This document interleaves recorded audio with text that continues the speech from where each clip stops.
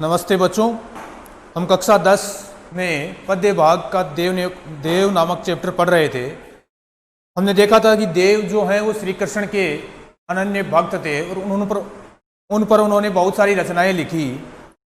तो बच्चों अब हम देखते हैं उनकी जो पद्य रचनाएं, 3 पद हैं। हमने पहला देखा था कल, पैनी नूपुर मंजू बजे, कटी किंकनी में धुनी की मधुराई, सांवरे अंग लसे पटपीत, ये हुल से बनमाल सुहाई, माथे किरीट बड़े दृग चंचल, मंद हसी मुख जंद जनुहाई, जे जग मंदिर दीपक सुंदर, श्री ब्रज दुल्ह देव साही। ये पद हमने पढ़ा था, जिसमें हमने देखा था कि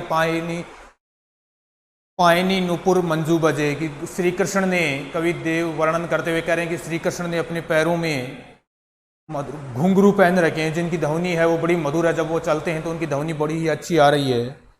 कटी किंकनी, कटी कमर पर किंकनी करधनी बांध रखी है, उन्होंने अपनी कमर पर करधनी पहन रखी है। धुनी की मधुराई, उसकी धुन भी बड़ी मधुर है। सांवरे अंग लसे पटपीत, और श्री कृष्ण का रंग जो है वो श्याम रंग है, सांवले रंग के हैं, और उन पर उन्होंने पीले वस्त्र धारण कर रखे। ये हुल से बनमाल सुहाई, और उनके हृदय पर बहुत ही सुंदर वनमाला, वनों के फूलों से गूंथी हुई माला उन्होंने अपने हृदय पर धारण कर रखी है। माथे किरीट, अपने शीश पर, मस्तक पर बहुत ही सुंदर मुकुट धारण कर रखा है। बड़े दृग चंचल, उनकी जो दृग यानी नेत्र, उनकी आंखें जो हैं वो बड़ी और बहुत ही चंचल हैं। मंद हंसी मुख जंद जनुहाई, और उनके मुख पर, उनके मुख रूपी चंद्रमा, ध्यान रखना है रूपक अलंकार हो गया, मुख रूपी चंद्रमा। तो उन्होंने अपने मुख रूपी चंद्रमा पर, उनके मुख रूपी चंद्रमा पर हंसी है वो चांदनी की तरह बिखर रही है। उनके मुख रूपी चंद्रमा पर हंसी है वो चांदनी की तरह बिखर रही है। जय का मतलब है जय, जग मंदिर दीपक। कवि कह रहे हैं कि संसार रूपी मंदिर में श्री कृष्ण हैं, वो एक प्रज्वलित दीपक की भांति सुशोभित हो रहे हैं। उनकी जय हो। श्री ब्रज दुल्ह देव सहाई, और हे श्री कृष्ण को कवि देव ने यहाँ पर ब्रज के एक दूल्हे की सी वेशभूषा धारण जो कर रखी है, राजसी जो वेशभूषा धारण कर रखी है, उसके बारे में कहा कि ब्रज के दूल्हे जैसे लग रहे हैं। तो हे ब्रज के दूल्हे, हे श्री कृष्ण, आप सदा मेरी सहायता करते रहें। देव सहाय, कवि देव कहते हैं कि आप सदा मेरी सहायता करते रहें। तो पहले पद में ध्यान रखना है क्या किया गया है। अगर इसका हमें प्रसंग लिखना हो तो ये तो है ही कि ये पद्य भाग में हमारे कवि देव के पदों से अवतरित है, संकलित है। जो इसमें बात क्या कही गई है, यहाँ पर कवि देव ने श्री कृष्ण की राजसी वेशभूषा का बहुत ही सुंदर चित्रण किया है। अब देखिए दूसरा पद, धार में धाय धसी निर्धार हवे, जाय फंसी उक्सी न उबरे ऐबरे। धार में धाय धसी निर्धार हवे, जाय फंसी उक्सी न ऐबरे। री अंगराय गिरी गहरी गही, फेरे फिरी ओ गिरी नहीं घेरी। घेरी नहीं घेरी, देव कछु अपनो बसना, रस लालच लाल चिते बही चेरी। बेगी ही बूढ़ी गई पंखियां, अंखियां मधु की मखियां बही मेरी। अब यहां पर क्या है, श्री कृष्ण के रूप सौंदर्य को देखकर, श्री कृष्ण के रूप सौंदर्य को देखकर एक गोपी जो है वो उनकी ओर आकृष्ट हो रही है, खींची चली जा रही है, उनके वश में हो रही है। तो वो अपनी जो विवशता है वो गोपी अपनी सहेली से कह रही है कि एक गोपी जो है श्री कृष्ण के मुखमंडल की ओर आकृष्ट हो जा रही है, उनकी ओर खींची चली जा रही है। उनकी श्री कृष्ण की रूप छवि उसके अंदर वो इस कदर बहक गई है कि उससे बाहर नहीं निकल पा रही है। तो वो एक अपनी सखी से अपनी विवशता जाहिर करती हुई क्या कह रही है, यहां पर देखो, धार में धाय धसी निर्धार हवे, जाय फंसी उक्सी न उबरे। क्या कह रही है, एक गोपी अपनी सखी से कह रही है कि हे सखी, मेरी जो ये आंखें हैं, हे सखी, मेरी जो ये आंखें हैं वो श्री कृष्ण के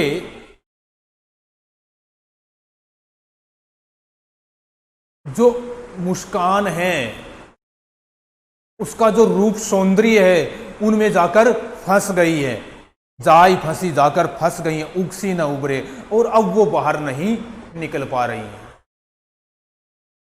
हे सखी, मेरी जो आंखें हैं, अर्थात आंखों में को सुंदर, हमें देखने के लिए आंखें चाहिए, देखने का कार्य करती हैं। तो गोपी ने भी अपनी आंखों से श्री कृष्ण की छवि को देखा तो इस कदर मोहित हो गई, तो वो अपनी सखी से अपनी व्यवस्था कहते हुए कह रही कि हे सखी, मेरी जो आंखें हैं श्री कृष्ण के मुखमंडल, उसके चेहरे की मुस्कान में इस कदर फंस गई हैं,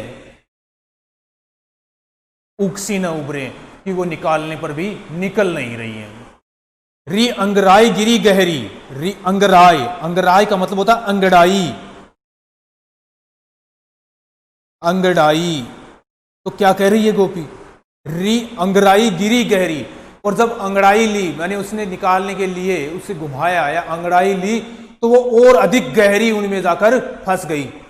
री अंगड़ाई गिरी गहरी, जब मैंने अंगड़ाई ली, आंखों की अंगड़ाई ली, तो वो और गहरी फंस गई, गहरी फंस गई। फेरे फिरी, वो गिरी नहीं गिरी, और मैंने उन्हें फेर कर घुमाकर बाहर निकालने की कोशिश तो की,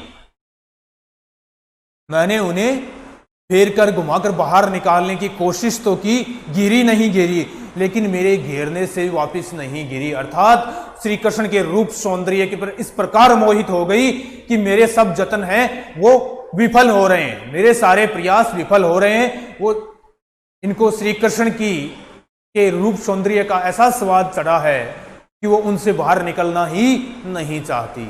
मतलब क्या है यहां पर, अर्थ क्या है कि गोपी जो है श्री कृष्ण के रूप सौंदर्य को देखकर, उनकी मुस्कान को देखकर, उनकी बांसुरी की तान, उनके क्रियाकलाप को देखकर उन पर इस कदर मोहित हो गई है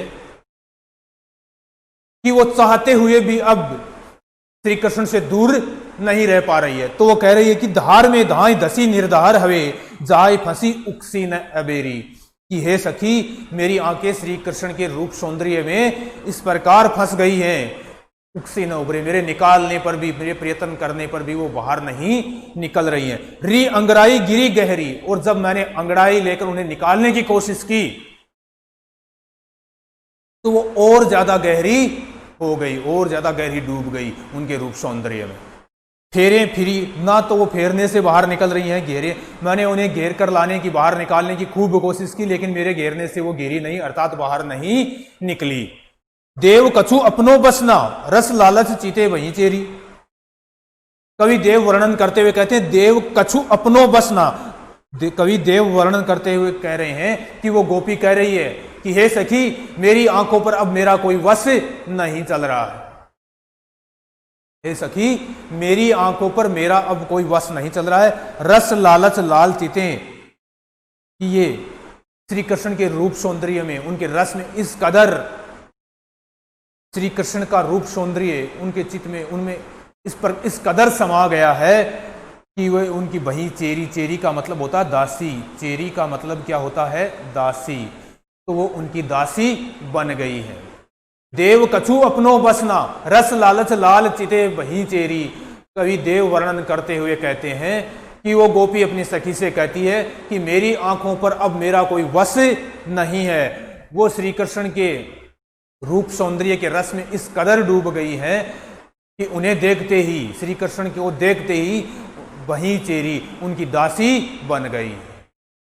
बेगी ही बुड़ी गई पंखियां, अंखियां मधु की मक्खियां वही मेरी, कि हे सखी, मेरी जो आंखें हैं वो मधुमक्खियों की तरह हो गई हैं। जिस प्रकार शहद में को देखकर मधुमक्खियां उन पर चिपक जाती हैं और उनके पंख उनमें धंस जाते हैं, फिर वो प्रयास करने पर भी उनसे बाहर नहीं निकल पाती हैं, वही दशा मेरी हो गई है। वही दशा अब मेरी हो गई है कि मेरी जो आंखें हैं वो मधुमक्खियों की तरह हो गई हैं। जिस प्रकार मधुमक्खी शहद को देखकर उसकी तरफ आकर्षित होती हैं, उसी प्रकार श्री कृष्ण को देखकर मेरी जो आंखें हैं उनकी तरफ आकर्षित हो जाती हैं। और जिस प्रकार मधुमक्खियों के पंख शहद में चिपक जाते हैं, फिर निकालने से भी बाहर नहीं निकलते हैं, उसी प्रकार मेरी आंखियां भी हैं, वो श्री कृष्ण के रूप सौंदर्य में इस प्रकार शहद की भांति धंस गई हैं कि वो मेरे सारे प्रयास करने पर भी बाहर नहीं निकल रही हैं। तो इसमें क्या है, दूसरे पद का अगर प्रसंग देखें बच्चों तो क्या होगा कि पहले में हमने देखा था, पहले पद में कि श्री कवि देव ने श्री कृष्ण के राजसी वेशभूषा का बहुत ही सुंदर चित्रण किया है। प्रसंग की जो मुख्य लाइन थी वो ये हो गई। दूसरे में क्या होगी कि एक गोपी जो है वो श्री कृष्ण के रूप माधुर्य में इस कदर खो चुकी है कि वह बाहर नहीं निकल पा रही है, तो वो अपनी व्यवस्था अपनी सहेली को, अपनी सखी को बता रही है। ये बात प्रसंग की हो गई। तो क्या क्या कह रही है कि धार में धाई दसी निर्धार हवे, कि हे सखी मेरी जो आंखियां हैं श्री कृष्ण के रूप सौंदर्य में इस कदर फंस चुकी हैं, उक्सी न बेरी, की मेरे निकालने पर भी वो बाहर नहीं निकल रही हैं। री अंगड़ाई गिरी गहरी, जब मैंने अंगड़ाई लेकर बाहर निकालने का प्रयास किया तो और गहरी जाकर उनके रूप सौंदर्य में डूब गई। फेरे फिरी ओ घेरी नहीं गिरी, ना मेरे उनको बार बार घुमाने से वो उनसे में से श्री कृष्ण का रूप सौंदर्य बाहर निकला, और ना ही मेरे घेरने से वापिस वो गिरी। देव कछु अपनो बसना, रस लालच लाल चिते बही चेरी। कवि देव कहते हैं कि वो सखी, वो गोपी अपनी सखी से कह रही है कि अब हे सखी मेरी आंखों पर अब मेरा कोई वश नहीं चल रहा है। उन्हें जिधर रस दिखाई दिया, अर्थात रस के लालच में आकर, अर्थात श्री कृष्ण के रूप सौंदर्य में वो खोकर उनकी दासी बन गई हैं। बेगी ही बुड़ी गई पंखियां, और जो मेरी आंखियां मधु की मक्खियां बही, मेरी आंखें जो हैं वो मधुमक्खियों की भांति हो गई हैं। जिस प्रकार वो शहद की ओर आकर्षित होती हैं, उसी प्रकार श्री कृष्ण के रूप सौंदर्य को देखकर मेरी आंखें उनकी ओर आकर्षित हो जाती हैं। और जिस प्रकार मक्खियों के पंख शहद में चिपक जाते हैं तो कोशिश करने पर भी वो बाहर नहीं निकल पाती हैं, वही दशा मेरी इन आंखियों की हो रही है श्री कृष्ण को देखकर। तो ये था बच्चों पद नंबर 2। अब हम देखते हैं तीसरा पद।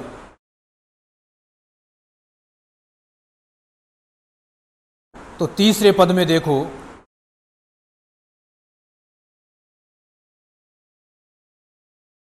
जहरी जहरी झिनी बूंद है परती मानो, गहरी गहरी गठा घेरी है गगन में।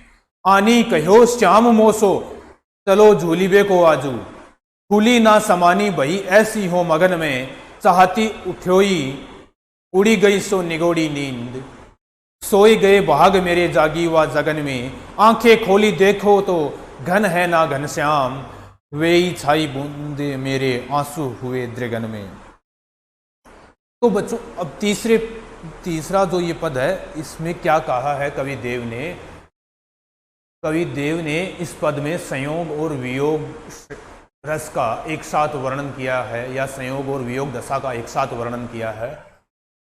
यहाँ पर कोई गोपी या नायिका स्वप्न देख रही है और उन्हें स्वप्न में साजन अर्थात श्री कृष्ण मिलते हैं, दिखाई देते हैं। लेकिन जैसे ही उसकी नींद टूटती है, स्वप्न चला जाता है, तो वहाँ पर कोई नज़र उसे नहीं आता है। तो उसकी दशा का यहाँ पर कवि देव ने वर्णन किया है। तो वो क्या कहते हैं? जहरी जहरी झीनी बूंद है परती मानो। एक गोपिका या नायिका कह रही है सखी से कि हे सखी, गहरी गहरी हल्की हल्की बरसात हो रही है। हे सखी, मैंने स्वप्न देखा, उसमें क्या था कि हल्की हल्की अपनी स्वप्न अवस्था का वर्णन करते हुए वो क्या कहती है? स्वप्न अवस्था का वर्णन करते हुए एक गोपी या नायिका क्या कहती है कि हे सखी, हल्की हल्की बारिश हो रही थी, उसकी बूंदें गिर रही थी, मंद मंद हवा चल रही थी, गहरी गहरी गठा घिरी है गगन में। गहरी गहरी यानी गहरी गहरी काली घटाएं आसमान में छाई हुई थी। आनी की ओर, ऐसे समय में वर्षा ऋतु का वर्णन यहाँ पर हो रहा था। ऊपर की दो पंक्तियों में कौन सी ऋतु का वर्णन हो रहा है? वर्षा ऋतु का वर्णन यहाँ पर हो रहा है। तो क्या कह रहे हैं कवि देव कि हल्की हल्की बरसात हो रही थी। तो हे सखी, झेरी झहरी झिनी बूंद है परती, मानो गहरी गहरी घटा घेरी है गगन में। कि हे सखी, हल्की हल्की बरसात हो रही थी, बूंदें पड़ रही थी धरती पर, और आसमान में काली काली घटाएं छा रही थी। और ऐसे वर्षा के इस मौसम में आनी कहो श्याम मोसो, चलो झूलिबे को आजू। और ऐसे मौसम में हे सखी, मेरे स्वप्न में श्री कृष्ण आए और मुझे कहने लगे, चलो हम झूलने के लिए चलते हैं। हे सखी, ऐसे समय में श्री कृष्ण मेरे पास आए और मुझे कहा, अपने साथ आने को कहा और झूलने की बात मुझे कही। कि जब हल्की हल्की बरसात हो रही थी, हल्की हल्की हवा चल रही थी और आसमान पे काली काली घटाएं छाई हुई थी, और ऐसे मौसम में श्री कृष्ण मेरे पास आकर मुझसे कहते हैं, श्री कृष्ण मुझे यहाँ पर अपने पास बुलाने को आए और कहने लगे कि चलो हम झूला झूलने चलते हैं। फूली ना समानी भई ऐसी हो मगन में, और ये फूली न समानी, फूला न समाना, अर्थात मैं अत्यधिक प्रसन्न हो गई। ये बात सुनकर मैं अत्यधिक प्रसन्न हुई, फूला नहीं समा पाई, भई ऐसी हो मगन में, और मैं इतनी अधिक मगन हुई, इतनी अधिक प्रसन्न हुई, क्योंकि श्री कृष्ण ने उसे अपने साथ झूलने के लिए बुलाया था। तो वो बहुत खुश हुई। चाहती उठियोई, मैं उठना ही चाहती थी। चाहती उठियोही, उस गोपी कह रही कि वो उठना ही चाहती थी। उड़ी गई सो निगोड़ी नींद, और इतने में जो निगोड़ी जो नींद थी वो उड़ गई, अर्थात उसकी आंखें खुल गई और स्वप्न जो देख रही थी वो टूट गया। तो स्वप्न में जो संयोग की दशा थी, तो कृष्ण मिलन हो रहा था। संयोग का मतलब गोपी का किससे मिलन हो रहा था? श्री कृष्ण से मिलन हो रहा था। तो स्वप्न के टूटते ही, अर्थात उसके जागते ही वो स्वप्न भी टूट गया और उसकी वियोग पूर्ण दशा शुरू हो गई। यहां पर इनमें संयोग दशा थी, संयोग दशा का वर्णन किया, संयोग रस का। अब वियोग होगा, क्योंकि ये सारी जो बातें हो रही थी कि हल्की हल्की वर्षा की बूंदें हो रही थी, आसमान में काली काली घटाएं छाई हुई थी, और ऐसे में श्री कृष्ण हैं वो गोपी को अपने साथ झूला झूलने के लिए बुलाते हैं। तो गोपी कहती है फूली न समानी, मैं श्री कृष्ण के इस आमंत्रण को स्वीकार करके फूला भी नहीं समा रही थी और इतनी अत्यधिक प्रसन्न हुई। चाहती उठोई, मैं उठना ही चाहती थी। उड़ी गई सो निगोड़ी नींद, और इतने में मेरी जो निगोड़ी नींद थी, अर्थात जो नींद में थी, वो नींद टूट गई। अर्थात यहां पर गोपी ने किस दशा का वर्णन किया? अपनी स्वप्न दशा का। स्वप्न में वो श्री कृष्ण से बातें कर रही थी। स्वप्न में श्री कृष्ण ने आकर उससे कहा था कि चलो हम एक साथ झूला झूलने चलते हैं। तो वो कह रही कि मेरी नींद टूट गई। सोए गए भाग मेरे जागी वा जगन में, यहां पर विरोधाभास की स्थिति है। विरोधाभास अलंकार है, विरोधाभास।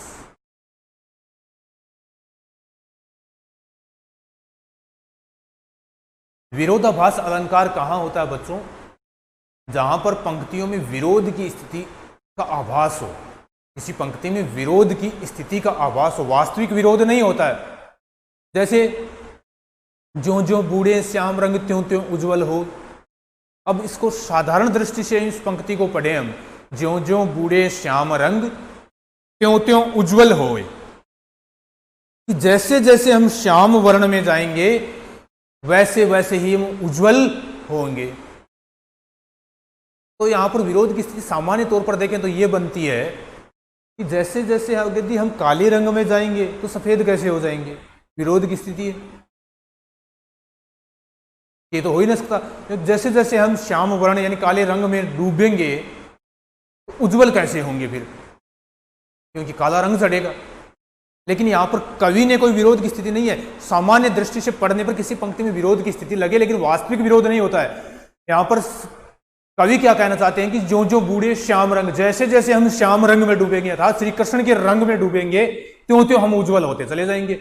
बात तो सही है, अर्थ सही है, लेकिन सामान्य रूप से पढ़ने पर सीधा पाठक उसको पढ़ेगा, उसका अर्थ नहीं निकाले तो पंक्ति में विरोध की स्थिति होती है। जैसे सोए गए भाग मेरे जागी वा जगन में, कि मेरे भाग सो गए जब मैं जागी। अब जागने पर कैसे सो गए? सीधा इसका अर्थ देखें तो ऐसा होता नहीं है। सोई गए भाग मेरे जागी वा जगन में, जब मैं जागी तो मेरे भाग सो गए। तो जागने पर कैसे सो सकते हैं? लेकिन यहां पर बात क्या हो रही है कि जैसे ही मेरी नींद टूटी तो मैं नींद के अंदर, जो स्वप्न में पहले नींद में थी, स्वप्न के अंदर श्री कृष्ण से मेरा मिलन हो रहा था, और स्वप्न के टूटते ही मेरे भाग सो गए। क्यों? क्योंकि आंखें खोली देखो तो घन है ना घनश्याम। जब मैंने आंखें खोलकर देखी तो वहां पर ना घन है ना घनश्याम, अर्थात ना तो बादल है और ना ही श्री कृष्ण है।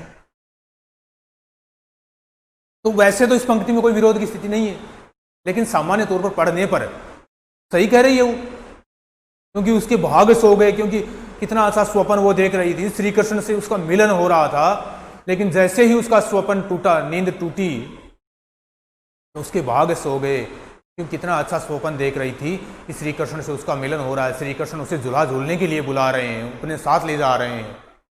और जैसे ही नींद टूटी तो वहां पर ना तो श्री कृष्ण नजर आए और ना ही कोई बादल वहां पर नजर आए। तो वो करी सोई गए भाग मेरे जागी वा जगन में, कि हे सखी, मेरे जागते ही नींद, जैसे ही मेरी नींद टूटी तो मेरे भाग हैं वो सो गए। जैसे ही मैं जगी तो मेरे भाग सो गए। आंखें खोली देखो तो घन है ना घनश्याम। जैसे ही मैंने आंखें खोलकर देखा तो वहां पर ना तो बादल थे ना तो घन है, घन का मतलब बादल, घन का मतलब बादल, तो वहां पर ना तो घन है और ना घनश्याम। घनश्याम काले वर्ण का, घनश्याम शब्द किसके लिए आया है? श्री कृष्ण के लिए, क्योंकि बादल जैसा उनका रंग था।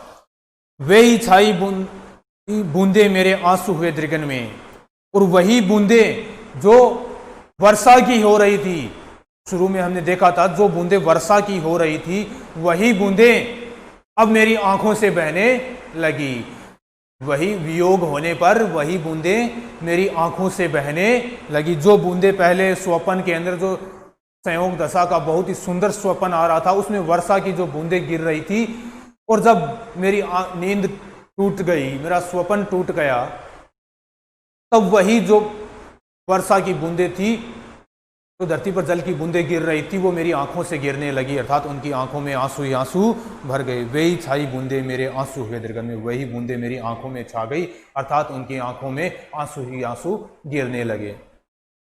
तो बच्चों, यहाँ पर कवि ने वर्षा ऋतु का वर्णन भी कुछ साथ में किया है, प्राकृतिक परिवेश, लेकिन मुख्य बात क्या है, यहाँ पर एक गोपी की संयोग और वियोग दशा का कवि ने वर्णन किया है।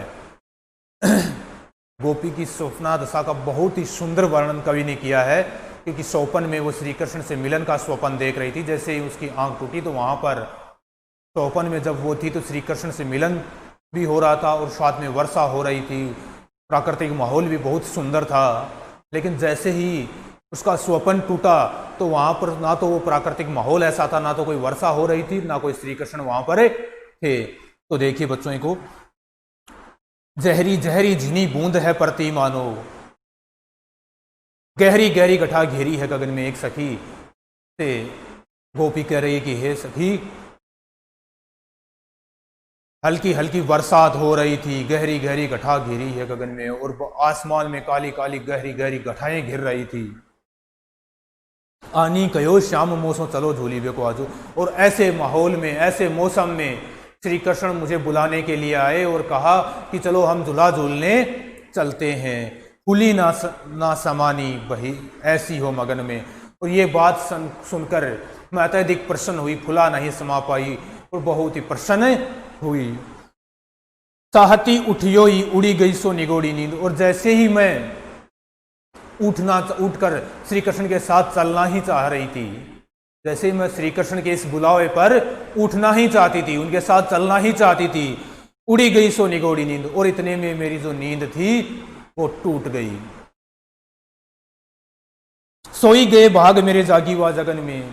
तो जैसे ही मैं जगी तो हे सखी मेरे भाग सो गए। आंखें खोली देखो तो घन है ना घनश्याम। जब मैंने आंखें खोलकर देखा तो वहां पर ना तो बादल थे और ना श्री कृष्ण। जब मैंने आंखें खोलकर देखा तो वहां पर ना घन है और न ही घनश्याम थे। वे ही छाई बूंदे मेरे आंसू हुए दृगन में।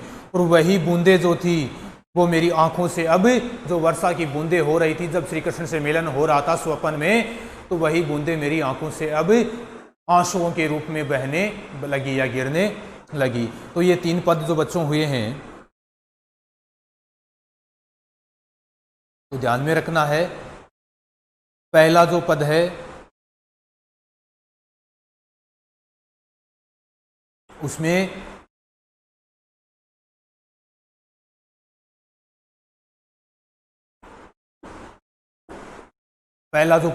कवि ने क्या किया है, श्री कृष्ण की राजसी वेशभूषा का बहुत ही सुंदर वर्णन किया है। दूसरे में एक सखी जो है,